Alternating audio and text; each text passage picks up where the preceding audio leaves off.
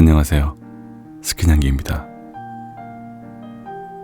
오늘도 그녀에게 책을 읽어주려 합니다. 오늘 읽어드릴 책은 제니퍼 트윗 작가님의 그 환자라는 소설책입니다.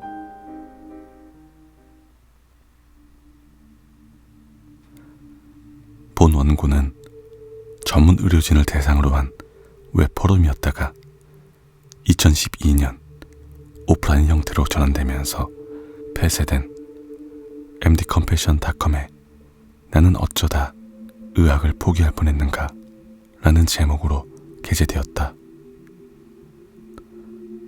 원작자가 필명으로 쓴 데다 신원이 드러날 수 있는 내용은 세세한 부분까지 바꿔놓는 바람에 작가의 정체라든가 여타 등장인물이 누구인지는 알아내려 해도 알 수가 없었다. 내가 엄청난 비밀을 알고 있는 건지 아니면 나 자신이 미쳐버린 건지 현재로서는 확신이 서지 않아 이 글을 쓴다. 이런 상태로 계속 정신과 의사로 일한다는 것은 분명 윤리적으로나 사업적인 관점에서도 좋지 않은 일일 것이다. 하지만 맹세컨대 나는 미치지 않았다. 그러니 이런 일이 가능하다고 조금이나마 믿어줄 수 있는 여러분에게 이 이야기를 풀어보고자 한다. 내게 이 일은 인류에 대한 책임의 문제이다. 이야기를 시작하기에 앞서 여기 등장하는 이름과 장소를 구체적으로 거론하면 좋겠지만 나도 의사생활을 계속해야 하는 형편이라 아무리 특이한 경우라 해도 환자의 비밀을 누설하고 다니는 인물로 블랙리스트에 오를 순 없다. 따라서 이야기에 언급된 일들은 사실이지만 의사 경력에 흠이 생기지 않으면서 독자들의 안전도 지키도록 이름과 장소는 실명을 사용하지 않겠다. 구체적으로 밝힐 수 있는 건 많지 않다. 먼저 2000년대 초 미국의 어느 주립정신병원에서 일어난 이야기라는 거다. 당시 내 약혼녀 조슬리는 영특하고 성실한 데다 빼어난 미모까지 겸비한 금수저 집안의 딸로 세익스피어 연구로 박사과정을 밟고 있는 학생이었다. 그녀는 리어왕에 등장하는 여성지위에 관한 박사 논문 준비로 정신없는 나날을 보내고 있었고 나는 조슬린이 논문을 완성하고 졸업할 때까지 그녀 곁에 가능한 한 가까이 머물고 싶어 그녀의 집 근처인 코네티켓주에 있는 병원만 면접을 보기로 마음먹고 있었다. 물론 선배와 교수님들은 내 진로에 관해 단호한 태도를 보였다. 잘 알려지지 않고 재정도 열악한 병원 자리는 나처럼 명망 있는 의대를 졸업해 혹독한 레지던트 수련까지 마친 유망한 의사가 아닌 변변치 않은 지방 출신이 나가는 곳이었다. 하지만 의사로서 내게 병원의 규모나 재정은 아무 상관이 없었다. 오히려 어렸을 적 어머니가 망상형 조현병으로 정신병원에 수용된 후 정신의학계의 추악한 면을 목격한 터라 높은 지위에 안주하기보다 의학이 제 기능을 발휘하지 못하는 곳을 개선해 나가는데 훨씬 관심이 있었다. 하지만 아무리 형편없는 병원이라도 일자리를 얻으려면 추천서를 써줄 사람이 필요했다. 그건 교수들의 편견이 내 의사 결정에 지대한 영향을 미친다는 의미이기도 했다. 고심 끝에 나는 소위 잘 나가는 교수님들 대신 꽤나 개팍한 성격으로 학생들과는 거리가 먼 교수님께 추천서를 부탁했다. 그는 마침 의대 재학 시절부터 코네티켓주의 작은 주립정신병원 병원장과 알고 지낸 사이였다. 그분 말씀이 병원장인 그녀 정도의 학벌인 사람 밑에서 일하면 그나마 나쁜 습관을 익힐 일은 없을 거라며 어쩌면 두 사람의 지나친 정의감도 서로에게 어울릴 거라고 했다. 나도 그 의견에 흔쾌히 동의했다. 단순히 추천서가 필요하기도 했거니와 교수가 소개해준 병원이 군에티켓 주우려고에 의해서 가장 재정이 부족하고 비참한 상황이라 내 마음에 쏙 들었기 때문이다. 소송을 피하고자 이 음산하고 조그만 병원을 군에티켓 주립 정신병원이라고 부르겠다. 만약 내가 철저한 이성주의자가 아니었다면 면접을 보러 병원까지 가는 길의 분위기를 일종의 경고로 받아들였을 것이다. 여러분이 한 번이라도 뉴 잉글랜드의 봄을 겪어봤다면 예고도 없이 험악하게 바뀌는 날씨에 대해 잘 알 것이다. 그런데 그날은 뉴 잉글랜드 날씨치고도 궂은 날씨였다. 바람이 나무 사이로 괴성을 지르며 황소처럼 맹렬하게 돌진하더니 차체를 수차례 들이받았다. 자동차 앞유리에는 빗줄기가 억수같이 쏟아졌다. 와이퍼로 빗물을 걷어낼 때마다 겨우 반쯤 보이는 길은 대로라기보다 연옥으로 가는 길 같았다. 도로까지 퍼진 안개는 으슥한 시골길을 가을 태면 가버리는 듯 적막하고 기분 나쁜 덩굴손을 뻗으며 대기를 가득 메웠다. 얼마쯤 갔을까? 안개 속에서 출구 표지판이 불쑥 나타났다. 나는 표지판을 따라 도로를 벗어나 박무가 뒤덮인 복잡하고 음산한 샛길 중 첫 번째 길을 향해 차를 몰았다. 그나마 미리 지도를 출력해오지 않았더라면 구불구불한 산길을 헤매며 병원이 위치한 구릉지대를 찾는데 몇 시간은 허비했을 것이다. 그러나 여기까지는 병원 단지를 처음 마주했을 때 느낀 불안감에 비하면 아무것도 아니었다. 병원 단지는 작은 단에 허덕이는 곳이고 의외로 규모가 굉장히 컸다. 한때 위풍당당했을 시설들은 오랫동안 방치되어 흉물스럽게 변해가는 중이었다. 관리가 안 된 담장의 덩굴이 낡은 벽을 좀 먹고 붉은 벽돌은 색이 바래진 채 떨어져 바닥을 뒹굴고 있었다. 퇴락한 건물들을 줄지어 지나치면서 과연 이런 곳에 사람이 살 수 있는 건지 일하는 사람들이 있기는 한 건지 좀처럼 상상할 수 없었다. 단지 중앙에는 여전히 운영을 하고 있는 유일한 건물이 주변에 버림받은 형제들을 왜소해 보이게 만든 채 서 있었다. 바로 병원 본관이었다.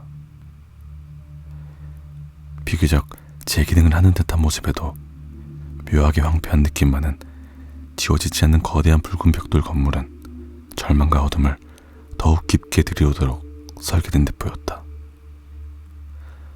곡선 하나 없이 각진을 가네 창문마다 창살이 달려 있었으며 현관문으로 이어지는 희고 육중한 계단은 병원에서 유일하게 장식적인 곳이었지만 칠을 했다기보다 하얗게 펴박한 것 같았다. 가만히 계단을 들여다보고 있으니 머릿속에서 살균제 냄새가 떠올라 코끝을 찔렀다. 그때 이후 지금까지도 그토록 철저하게 엄격하고 음산한 외형으로 정신이 번쩍 들게 하는 건물은 본 적이 없다. 역설적으로 건물 내부는 간소해 보여도 놀랄 만큼 깨끗한 데다 관리가 잘 되어 있었다. 면접을 보러 왔다고 하니 따분한 표정의 접수창구 직원이 내게 꼭대기층에 있는 병원장 사무실로 가라고 일러주었다. 내가 탄 엘리베이터는 조용하게 올라가다가 벼랑간 2층에서 덜컹하고 멈췄다. 문이 서서히 열리자 간호사 3명이 한 남자를 이동식 병상에 눕혀 둘러싸고 들어왔다. 남자는 줄에 묶여 있었지만 한눈에도 환자가 아니라는 걸 알 수 있었다. 그는 간호조무사 복장을 하고 있었다. 이거나 제발 놓으라고. 남자가 소리쳤다. 그 자식과 아직 볼 일이 남았단 말이야. 간호사 2명이 아무런 대꾸 없이 엘리베이터 안으로 병상을 밀자 두 사람보다 나이가 들어 보이고 둥글게 말아올린 검은 머리를 터무니없이 꽉 묶은 간호사가 따라 들어오더니 혀를 차며 3층 버튼을 눌렀다. 이런 그레이엄. 나이든 간호사의 말투에서 아일랜드 억양이 어렴풋이 배어났다. 이번 달만 3번째예요. 우리가 그 방에 가지 말라고 하지 않았나요? 나는 이들의 대화를 지켜보며 순진하게도 이 병원이야말로 내 지식과 보살핌이 진정으로 절실한 곳이라고 생각했다. 다들 알다시피 인력난에 시달리는 정신병원에서 일한다는 것은 흥미로우면서도 따분한 일이다. 주립시설로서 우리는 병원에 오는 사람들을 모두 도와야 했는데 대부분은 가벼운 증상을 호소하는 단기치료 환자나 외래 환자였다. 주로 약물남용과 중독, 기분장애, 특히 우울증과 불안 관련 문제들이었고 조현병과 정신병을 비롯해 식이장애를 앓고 있는 환자도 몇 있었다. 일반적으로 이들은 외래 진료만으로도 병세가 상당히 호전됐지만 충분한 수준은 아니었다. 장기 치료가 필요한 환자들은 보험회사 측에서 거부하는 경우가 많아 개인이 비용을 부담해야 하므로 상대적으로 저렴한 주립병원을 찾기 마련이다. 따라서 주립병원이라면 필히 장기치료 병동을 마련해야만 한다. 열악하긴 하지만 이 병원에도 장기치료 병동이 하나 있기는 했다. 장기치료 병동에서는 세상을 블랙 코미디 같은 시선으로 보는 사람들과 만날 수 있다. 예를 들어 내가 돌보던 환자 한 명은 어떤 명문대 동아리가 거인처럼 몸집이 커다란 식인 괴물을 동네 식당 지하실에서 기르고 있는데 그들이 자기 애인을 먹이로 주었다고 믿었다. 사실 그는 정신착란을 겪고 자기 손으로 애인을 살해했지만 사실을 알려줘봐야 도움이 될 리 없었다. 또 다른 환자는 만화 속 주인공이 자기를 사랑한다고 믿으며 작가를 스토킹하다 체포돼 치료를 받으러 오기도 했다. 당시 나이가 지긋한 신사 3분도 계셨는데 각자 자신이 예수라고 믿는 분들이라 한방에 보이기만 하면 서로에게 고함을 질러댔다. 그중 한 분은 신학의 조예가 깊은 신학대학 교수였다. 그는 나머지 2사람에게 토마스 아퀴나스의 말을 닥치는 대로 인용하며 소리를 지르곤 했는데 그러면 본인의 주장이 더욱 그럴싸하게 들린다고 믿는 것 같았다. 정신과 의사로서 그분들의 상태는 우울할 정도로 절망적이었지만 모르고 보면 재미난 광경이기는 했다. 이런 환자들을 겪으며 망상에 빠진 사람에게 굳이 현실을 일깨워줄 필요가 없다는 걸 몇 개월 만에 어렵게 깨달았다. 치료에 별 도움도 안 되고 말해봤자 환자들의 화만 돋구니 말이다. 이렇듯 정신병동에는 이상한 사람들이 대부분이지만 모든 병원에는 꼭 반드시 그 환자가 있기 마련이다. 정신병원임을 감안하더라도 유독 이상한 환자, 아무리 경험이 풍부한 의사라도 2손 2발 다 들고 꺼리게 되는 인물 말이다.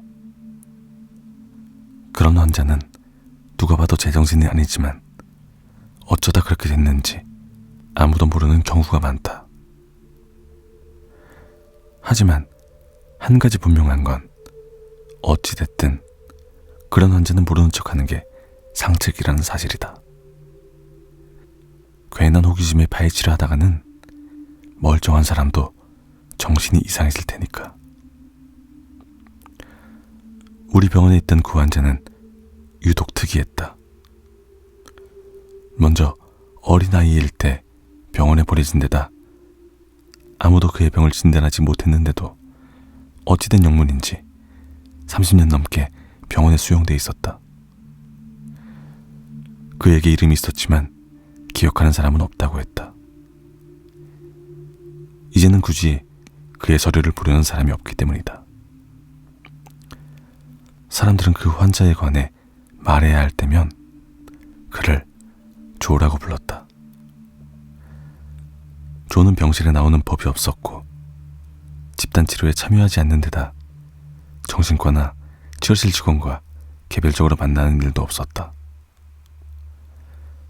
게다가 거의 모든 직원이 조에게 가까이 가지 말라는 소리를 들었고 말도 꺼내면 안 됐다.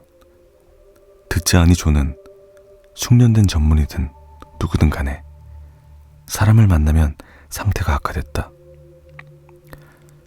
조와 정기적으로 만나는 사람은 침대포를 갈거나 식판을 수거하는 간호조무사 아니면 약을 복용하게 하는 간호사뿐이었다. 이들이 조의 병실에 들를 때면 대개 등골이 오싹할 만큼 정적이 흘렀고 담당 직원은 당장 술을 털어마시겠다는 표정을 지으며 방을 나왔다. 나중에 알게 된 사실이지만 면접을 보던 날 병상에 묶여있던 그레이엄이라는 조무사 역시 그날 조의 병실에서 막 나온 참이었다고 한다.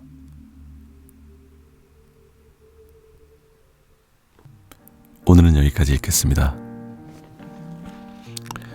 읽다 보니 점점 궁금하게 만드는 소설이네요. 오늘 저도 끝까지 읽어보고 자야겠네요. 여러분들 안녕히 주무세요. 감사합니다. 스키냥기였습니다.